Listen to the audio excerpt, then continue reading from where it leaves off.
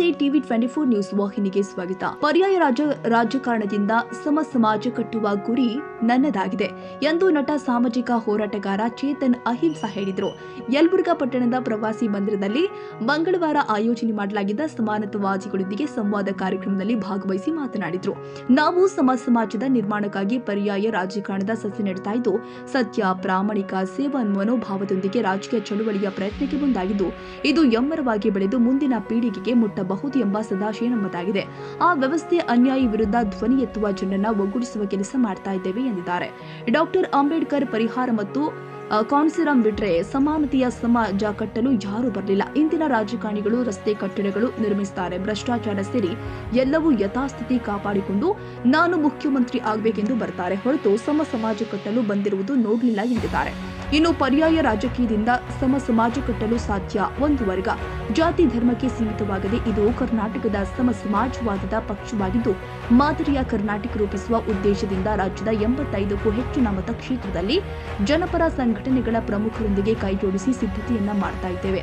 ಆದ್ರೆ ನಾನು ಚುನಾವಣೆಯಲ್ಲಿ ಸ್ಪರ್ಧಿಸಿ ಶಾಸಕ ಮುಖ್ಯಮಂತ್ರಿ ಆಗಬೇಕೆಂಬ ಕನಸು ಇಲ್ಲ. ಪಕ್ಷದ ಸಿದ್ಧಾಂತ ಮುನ್ನಡೆಸುವ ಜವಾಬ್ದಾರಿ ಮಾತ್ರ ನನ್ನದು, ಅಧಿಕಾರ ಬೇರೆಯವರು ನಡೆಸಲಿ ಎಂದಿದ್ದಾರೆ.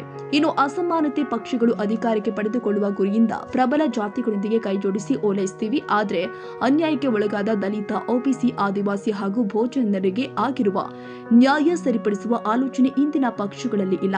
ಅಧಿಕಾರ ಹಿಡಿಬೇಕಾದ್ರೆ ಏನೆಲ್ಲ ಮಾಡ್ತಾರೆ. ಹೀಗಾಗಿ ರಾಜ್ಯಕ್ಕೆ ಬುದ್ಧ, ಬಸವ, ಅಂಬೇಡ್ಕರ್, ಪೆರಿಯಾರ್ ಹಾಗೂ ಕುವೆಂಪು ಅವರ ಆದರ್ಶ ಅಗತ್ಯವಿದೆ. ಈ ನಿಟ್ಟಿನಲ್ಲಿ ನಾವು ನಮ್ಮ ಕಾರ್ಯ ಮಾಡ್ತಾ ಇದ್ದೇವೆ ಎಂದಿದ್ದಾರೆ. ನಂತರ ಕೆಲವು ಸಿನಿಮಾಗಳಲ್ಲೂ ಭಾಗವಹಿಸಿ ನಾನು 14 ವರ್ಷಗಳಿಂದ ಸತತವಾಗಿ ಚಳುವಳಿಗಳ ಜೊತೆ ಕೆಲಸ ಮಾಡ್ತಾ ಇದ್ದೆ. ಯಾವ್ಯಾವ ಚಳುವಳಿಗಳಂದರೆ ದಲಿತ ಬಹುಜನ, ರೈತ, ಕಾರ್ಮಿಕ, ಪ್ರಾದೇಶಿಕ, ಮಹಿಳಾ ಸಂಘಟನೆಗಳು, ಪರಿಸರವಾದಿಗಳ ಜೊತೆ, ಮತ್ತೆ ಭ್ರಷ್ಟಾಚಾರ ವಿರುದ್ಧ ಯಾರ್ಯಾರು ವೈಜ್ಞಾನಿಕವಾಗಿ ಉತ್ತಮ ಸಮಾಜಕ್ಕೆ, ಒಂದು ಸಂವಿಧಾನ ಸಮಾಜಕ್ಕೆ ಕೆಲಸ ಮಾಡ್ತಿದ್ರು ಅವರೆಲ್ಲರ ಜೊತೆ ಕೆಲಸ ಮಾಡ್ತಾ ಇದ್ರು. ಯಾರು ಉತ್ತಮ ಸಮಾಜ, ಏನಿದು ಉತ್ತಮ ಸಮಾಜ, ಸಂವಿಧಾನ ಸಮಾಜ ಅಂದರೆ ನಮ್ಮ ವ್ಯಾಖ್ಯಾನದ ಪ್ರಕಾರ ಒಂದು ಸಮಾಜ, ಸಮಾನತೆಯ ಸಮಾಜ, ಅದೇ ಆದರ್ಶವಾದ ಸಮಾಜ, ಅದೇ ಉತ್ತಮವಾದ ಸಮಾಜ, ಅದೇ ನಮ್ಮ ಬಾಬಾ ಸಾಹೇಬ್ ಕಂಡಿರೋ ಸಮಾಜ ಅಂತ ನಮ್ಮ ವ್ಯಾಖ್ಯಾನ. ನಾನು ಇವತ್ತಾಗಲೇ ಈ ಒಂದು ಸಮಾಜ ನಿರ್ಮಾಣ ಮಾಡಬೇಕು ಅಂತ 85 ಮತಕ್ಷೇತ್ರಗಳಲ್ಲಿ ನಾವಿವಾಗ ಇದೇ ಥರ ಸಭೆಗಳು ಕರೆದು ಎಲ್ಲ ಅನೇಕ ವಿಚಾರವಂತರು, ಹೋರಾಟಗಾರರು, ಚಳುವಳಿಗಾರರು, ಸಮಾನ ಮನಸ್ಕರೆಲ್ಲ ಸೇರಿಕೊಂಡು ನಾವೇನು ಕಟ್ಬೋದು ನಮ್ಮ ಭಾಗಗಳಲ್ಲಿ ಚರ್ಚೆ ಮಾಡ್ತಾ ಬರ್ತಾ ಇದ್ದೀವಿ. ನಾನು ಇವಾಗ ನಿಮ್ಮ ಮುಂದೆ ಏನು ಪ್ರೆಸೆಂಟ್ ಮಾಡೋಕ್ಕೆ ಇಷ್ಟಪಡ್ತೀನಿ ಅಂದರೆ ಈ ಸಮಾಜದ ಪರಿಕಲ್ಪನೆಯನ್ನು ಹೆಂಗೆ ತೀರಿ ಒಂದು ಆಲೋಚನೆಯಿಂದ ಅದು ಪ್ರಾಕ್ಟೀಸು, ಅದು ಕಾರ್ಯರೂಪಕ್ಕೆ ತರಬಹುದು ಅನ್ನೋದನ್ನು 10 ಪಾಯಿಂಟು ಮತ್ತು ಅದರ ನಂತರ ಚರ್ಚೆಗಳ ಮುಖಾಂತರ. ಸೊ ನಾನು 25 ನಿಮಿಷ ನಿಮ್ಮ ಮುಂದೆ ಒಂದು ಸಮಾಜದ ಪರಿಕಲ್ಪನೆ ನಿಮ್ಮ ಮುಂದೆ ಇಡ್ತೀನಿ. ಅದರ ನಂತರ ನಿಮ್ಮಿಂದ ಪ್ರತಿಕ್ರಿಯೆ, ನಿಮ್ಮಿಂದ ಅನುಭವದ ಮಾತು, ನಿಮ್ಮಿಂದ ಯಾವ್ದಾದ್ರು ಪ್ರಶ್ನೆಗಳಿದ್ರೆ ನೀವು ಖಂಡಿತ ಕೇಳಿ. ಅದರ ನಂತರ ನಾವು ಚರ್ಚೆ ಮಾಡ್ತೀವಿ. ಯಲಬುರ್ಗಾದಲ್ಲಿ, ಕೊಪ್ಪಳ ಜಿಲ್ಲೆಗೆ ನಾವು ಕಟ್ತಾ ಬರ್ಬೋದು ಅನ್ನೋದನ್ನು ಸಂವಾದ ಮಾಡ್ತಾ ಹೋಗ್ಬೋದು. ಸೊ ಇವಾಗ ನಿಮ್ಮ ಮುಂದೆ ನಾನು ಒಂದು ಸಮಾಜದ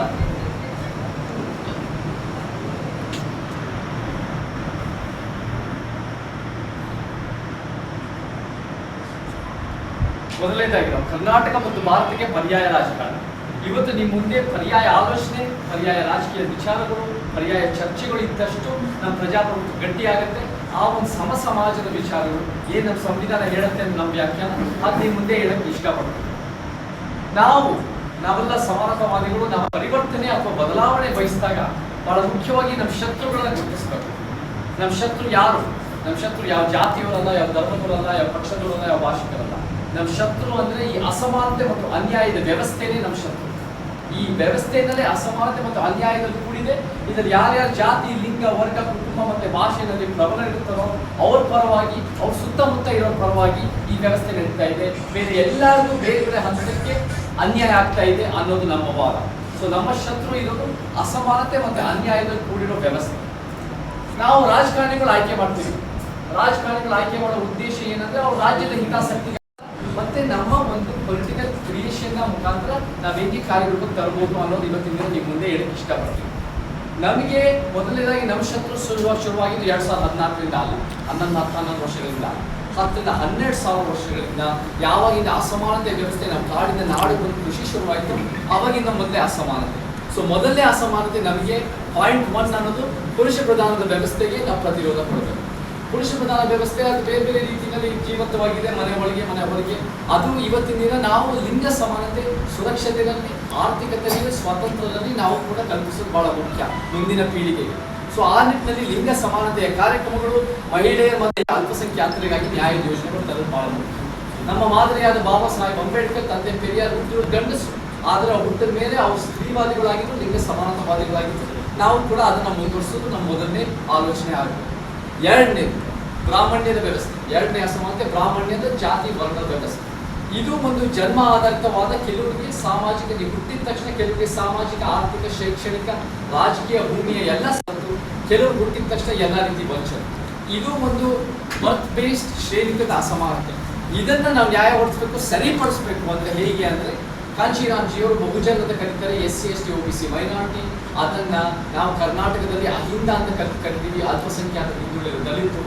ನಾವಿದನ್ನ ಇನ್ನೂ ಎಕ್ಸ್ಪ್ಯಾಂಡ್ ಮಾಡಿ SC ST MBC OBC ಅಲೆಮಾರಿಗಳು ಮತ್ತೆ ಧಾರ್ಮಿಕ ಅಲ್ಪಸಂಖ್ಯಾತರಿಗಾಗಿ ನ್ಯಾಯದ ಯೋಜನೆಗಳು, ಅಂಕಿಅಂಶಗಳ ಪ್ರಕಾರ ನಾವು ತರದ್ದು ನಮ್ಮ ಮೂಲ ಉದ್ದೇಶ. ನಾವಿವತ್ತು SC ನಲ್ಲಿ 101 ಸಮುದಾಯಗಳಿದೆ. ಅದಕ್ಕಿಂತ ಸ್ವ ಅಧಿಕಾರ, ಸ್ವ ಹಣ ಮತ್ತು ಸ್ವ ಪ್ರತಿಷ್ಠೆಗಾಗಿ ಅವರು ಕೆಲಸ ಮಾಡ್ತಾ ಇದ್ದಾರೆ ಅನ್ನೋ ನಮ್ಮ ಭಾವನೆ. ಅವರು ಇದು ಅನೇಕ ಕಾರಣಗಳಿರ್ಬೋದು, ಅವರ ಪಕ್ಷ ಒತ್ತಡ ಇರ್ಬೋದು, ಅವರ ಒಂದು ಇಚ್ಛಾಶಕ್ತಿಯ ಕೊರತೆ ಇರ್ಬೋದು, ಅವರ ಧೈರ್ಯದ ಕೊರತೆ ಇರ್ಬೋದು, ಅನೇಕ ಕಾರಣಗಳು. ಆದರೆ ರಾಜ್ಯದ ಹಿತಾಸಕ್ತಿಗಳಿಗಿಂತ ಅವ್ರ ವೈಯಕ್ತಿಕ ಹಿತಾಸಕ್ತಿಗಳಿಗಾಗಿ ಕೆಲಸ ಮಾಡ್ತಾ ಇದ್ದಾರೆ ಅನ್ನೋದು ನಮ್ಮ ಭಾವನೆ. ಸೊ ನಾವೇನ್ ಮಾಡಬೇಕು? ಇವಾಗ ನಿಮ್ಮದೇ ರೀತಿಯಲ್ಲಿ ಸಾಮಾಜಿಕ ಹೋರಾಟಗಳು, ಆರ್ಥಿಕತೆಯ ಹೋರಾಟಗಳು, ಪ್ರಾದೇಶಿಕ ಭಾಷೆ ಪರ ಹೋರಾಟಗಳು, ಎಲ್ಲರಿಗೂ ಹೋರಾಟಗಳು ಮಾಡ್ಕೊಂಡು ಬಂದಿದ್ದೀರಾ. ನಾವು ಇವತ್ತಿನ ದಿನ ಮಾಡಬೇಕಾಗಿರೋದು ಪೊಲಿಟಿಕಲ್ ಆಕ್ಟಿವಿಸಮ್, ರಾಜಕೀಯ ಸ್ಥಾಪಿತ ಹಿತಾಸಕ್ತಿಗಳ ವಿರುದ್ಧ ನಮ್ಮ ಹೋರಾಟ, ಫೈಟಿಂಗ್ ಅಂತ ಪೊಲಿಟಿಕಲ್ ಎಸ್ಟಾಬ್ಲಿಷ್ಮೆಂಟ್. ಈ ಪೊಲಿಟಿಕಲ್ ಎಸ್ಟಾಬ್ಲಿಷ್ಮೆಂಟ್ ವಿರುದ್ಧ ನಾವು ಹೋರಾಟ ಮಾಡಬೇಕು ಅಂದರೆ ಅದು ಮೊದಲು ವ್ಯಾಖ್ಯಾನಿಸಬೇಕು. ಎಡ ಮಧ್ಯ ಬಲ ಅನ್ನೋ ರೀತಿಯಲ್ಲಿ ನಾವು ವ್ಯಾಖ್ಯಾನಿಸ್ತೀವಿ. ಎಡಪಂಥಿ ಅಂದರೆ ಯಾರು? ಕೇರಳ ಪಕ್ಷಗಳು, ಕಾಂಗ್ರೆಸ್ ಪಕ್ಷಗಳು, ಯಾರು ವೆಸ್ಟ್ ಬೆಂಗಾಲ್ ತ್ರಿಪುರಲ್ಲಿ ಇದ್ರೋ ಅದು ಎಡಪಂಥಿ ಅಂತ ನಾವು ಗುರುತಿಸ್ತೀವಿ ಪಕ್ಷಗಳು. ಬಲಪಂಥಿ ಅಂದರೆ ಯಾರು? ಕೇಂದ್ರ ಸರ್ಕಾರದ 3 ಸಲ ಗೆದ್ದಿರೋದು ಹಿಂದುತ್ವ RSS, ಅವರು ಒಂದು ಕರ್ನಾಟಕ 35%, ದೇಶದಲ್ಲಿ 35% ಮಾತ್ರ ತಗೊಳ್ಳೋರು, ಅದು ಬಲಪಂಥಿ ಅಂತ ಹೇಳ್ತೀವಿ. ಮಧ್ಯಪಂಥಿ ಅಂದರೆ ಯಾರು? ರಾಜ್ಯ ಸರ್ಕಾರ, ಮನುವಾದಿ ಪಕ್ಷಗಳು, ಯಥಾಸ್ಥಿತಿ ಪಕ್ಷಗಳು ಅಧಿಕಾರ ಬರಬೇಕು ಅಂತ ಹೇಳೋದು, ಅಧಿಕಾರ ಬಂದ ಮೇಲೆ ಏನು ಮಾಡೋದು ಗೊತ್ತಿಲ್ಲ, ಒಂದು ಕಡಲೆಕಾಯಿ ಬೀಜ ತಿನ್ಕೊಂಡು ಕ್ರಿಕೆಟ್ ನೋಡ್ಕೊಂಡಿರೋ, ಇದು ಮಧ್ಯಪಂಥಿ. ಸೊ ಈ ಎಡ ಮಧ್ಯ ಬಲ ಅನ್ನೋದು ಇವತ್ತಿನ ಪೊಲಿಟಿಕಲ್ ವ್ಯಾಖ್ಯಾನ. ನಾವ್ಯಾವ? ನಮ್ಮ ಸಿದ್ಧಾಂತ ಏನು? ನಾನು ಇದು ಮುಖ್ಯವಾದ ಸ್ಲೈಡ್. ನಮ್ಮ ಸಿದ್ಧಾಂತ ಸಮಾನತೆ, ನ್ಯಾಯ, ವೈಚಾರಿಕತೆ ಮತ್ತು ಸಂವಿಧಾನದ ಪೀಠಿಕೆ. ನಾವೆಲ್ಲ ಬೇರೆ ಬೇರೆ ಜಾತಿಗಳು ಹುಟ್ಟಿರ್ತೀವಿ, ಬೇರೆ ಬೇರೆ ಲಿಂಗಗಳು ಹುಟ್ಟಿರ್ತೀವಿ, ಬೇರೆ ಬೇರೆ ಊರುಗಳು, ಧರ್ಮಗಳು ಹುಟ್ಟಿರ್ತೀವಿ. ಇದು ಯಾವುದು ನಮ್ಮ ಆಯ್ಕೆ ಅಲ್ಲ. ಹುಟ್ಟಿದ ಮೇಲೆ ಏನು ಮಾಡ್ತೀವಿ ಅದು ನಮ್ಮ ಆಯ್ಕೆ, ಅದು ನಮ್ಮ ತನ. ಹುಟ್ಟಿದ ಮೇಲೆ ಒಂದು ಸಮಾಜಕ್ಕೋಸ್ಕರ ಶ್ರಮಿಸ್ತೀವಿ, ಸಮಾನತಾವಾದಿಗಳಾಗ್ತೀವಿ. ಸೊ ಸಮಾನತೆಯೇ ಆದರ್ಶವಾದ ಸಮಾಜ, ಅದೇ ನಮ್ಮ ಸಂವಿಧಾನ ಪೀಠಿಕೆಯಲ್ಲಿದೆ. ನ್ಯಾಯ ಅನ್ನೋದು ಕೂಡ ಸಂವಿಧಾನ ಪೀಠಿಕೆಯಲ್ಲಿದೆ. ನ್ಯಾಯನ ಹೆಂಗೆ ವ್ಯಾಖ್ಯಾನಿಸ್ತೀವಿ ಅಂದರೆ ಇತಿಹಾಸದ ತಪ್ಪುಗಳನ್ನು ಸರಿಪಡಿಸೋದು. ಸೊ ಆ ಒಂದು ನ್ಯಾಯನ ನಾವು ವೈಚಾರಿಕತೆ, ಯಾವ ಮೌಢ್ಯ ಮೂಢನಂಬಿಕೆ ಇಲ್ಲದೆ ವೈಜ್ಞಾನಿಕ ಮನಸ್ಥಿತಿ, ವೈಚಾರಿಕ ಅಂಕಿಅಂಶಗಳ ಪ್ರಕಾರ ಆರ್ಟಿಕಲ್ 51H ಪ್ರಕಾರ ನಾವು ಎತ್ತಿರೋದು ಸಂವಿಧಾನ ಪೀಠಿಕೆಯನ್ನು ಎತ್ತಿರಬೇಕು. ಇವತ್ತಿನ ದಿನ 3,000 ಪಕ್ಷಗಳಿದ್ದಾವೆ ರಿಜಿಸ್ಟರ್ ಆಗಿರೋದು ಎಲೆಕ್ಷನ್ ಕಮಿಷನ್ ಅಡಿಯಲ್ಲಿ. ಇವೆಲ್ಲ ಎಲ್ಲರೂ ಕೂಡ ಬೇರೆ ಬೇರೆ ಹಂತಕ್ಕೆ ನಾವು ಸಂವಿಧಾನ ಪರ ಅಂತ ಹೇಳ್ಕೊಂಡು ಬರ್ತಾ ಇದ್ದಾರೆ. ಜೈಲಿಂದ ಬೇಕಾದ್ರೆ ಸಂವಿಧಾನ ತೆಗಿತಾರೆ, ಅಥವಾ ಎಲ್ಲೋ ಒಂದು ಕಡೆ ಸಂವಿಧಾನ ಜಾಥಾ ಮಾಡ್ತಾರೆ, ಸಂವಿಧಾನ ಶರ್ಟ್ ಬ್ಯಾಗಲ್ಲಿ ಹಾಕ್ತಾರೆ. ನಮ್ಮ ಪ್ರಕಾರ ಇದು ಯಾವ ಸಂವಿಧಾನ ಎತ್ತು ಹಿಡಿತಾ ಇಲ್ಲ. ಯಾರಾದ್ರೂ ಸಂವಿಧಾನ ಎತ್ತು ಹಿಡಿತಾ ಇದ್ದಾರೆ ಅಂದರೆ ನಿಮ್ಮಂತ ನಮ್ಮಂತ ಸಮ ಸಮಾಜವಾದ ಮಾತ್ರ. ಸೊ ನಾವು ಈ ಸಮ ಸಮಾಜನ ನಾವು ಕಟ್ಟಬೇಕು ಅಂದರೆ ನಾವು ಶಕ್ತಿ ರಚನೆಗೆ ಪ್ರತಿರೋಧ ಕೊಡಬೇಕು. ಪ್ರತಿಯೊಂದು ನಿಂತಿರೋದು ಶಕ್ತಿ ರಚನೆಗಳ ಮೇಲೆ, ಪವರ್ ಸ್ಟ್ರಕ್ಚರ್ ಮೇಲೆ. ಈ ಶಕ್ತಿ ರಚನೆ ಜಾತಿ, ಲಿಂಗ, ವರ್ಗ, ಉದ್ಯೋಗ, ಸಾಂಸ್ಕೃತಿಕ, ಭಾಷೆ, ಈ ಶಕ್ತಿ ರಚನೆಗೆ ಪ್ರತಿರೋಧ ಹೇಗೆ ಕೊಡೋದು? ತಳಮಟ್ಟದಿಂದ ಏರಿಸೋದು, ಮೇಲಿಂದ ಇಳಿಸೋದು, ಒಂದು ಸಮ ಸಮಾಜ ಕಟ್ಟೋದು. ಸೊ ಆ ತಳಮಟ್ಟದಿಂದ ಏರಿಸೋದು, ಮೇಲಿಂದ ಇಳಿಸೋದು, ಸಮ ಸಮಾಜ ಕಟ್ಟೋದು ಅಂದರೆ ನಾವು ಇವತ್ತಿನ ಸಮಾಜದಲ್ಲಿ ಸಂಯೋಜಕರು ಆದ ವಿಜಯ ಜಗಲಿ, ಛತ್ರಪ್ಪ ಚಲವಾದಿ, ಸಿದ್ದಪ್ಪ ಕಟ್ಟಿಮನಿ, ಅಂದಪ್ಪ ಹಾಳೆಕೆರೆ, ಬಸವರಾಜ್ ಅತ್ತರ್ ಸಾಬ್ ಕಾಜಿ, ಪರಶುರಾಮ್ ಚೌಹಾಣ್, ಶಶಿಧರ್ ಹೊಸಮನಿ, ಇನ್ನು ಸಮಾಜದ ಕಾರ್ಯಕರ್ತರು ಹಾಗೂ ಸಮಾಜದ ಚಳವಳಿ ಮುಖಂಡರು ಭಾಗಿಯಾಗಿದ್ರು. Dodda Basappa Hakari, Koppal news, TV 24 news. ಕನ್ನಡಿಗರ ಮೆಚ್ಚಿನ ನಿಮ್ಮ ಟಿವಿ 24 ಕನ್ನಡ ನ್ಯೂಸ್ ವಾಹಿನಿ ಇದೀಗ ಟಿವಿಯಲ್ಲಿ ಲಭ್ಯ. ಕರ್ನಾಟಕ ಮತ್ತು ದೇಶ ವಿದೇಶದ 360 ಡಿಗ್ರಿ ಸುದ್ದಿ ಹಾಗೂ ಉತ್ತರ ಕರ್ನಾಟಕ, ಬೆಳಗಾವಿ, ಬಾಗಲಕೋಟೆ, ಧಾರವಾಡ, ಹಾವೇರಿ, ಗದಗ, ಬಿಜಾಪುರ ಜಿಲ್ಲೆಯ ಕ್ಷಣ ಕ್ಷಣದ ವಿವರವನ್ನ ಪಡೆಯುವುದಕ್ಕೆ ಟಿವಿ 24 ಕನ್ನಡ ನ್ಯೂಸ್ ವಾಹಿನಿಯನ್ನ ಲೈಕ್ ಮಾಡಿ, ವಿಡಿಯೋಗಳನ್ನ ಶೇರ್ ಮಾಡಿ, ಕಮೆಂಟ್ ಮಾಡುವ ಮೂಲಕ ನಮ್ಮ ವಾಹಿನಿಗೆ ಸಹಕಾರ ನೀಡಿ ಮತ್ತು ಚಾನೆಲ್ ಅನ್ನ ಸಬ್ಸ್ಕ್ರೈಬ್ ಮಾಡಿ. Thank you.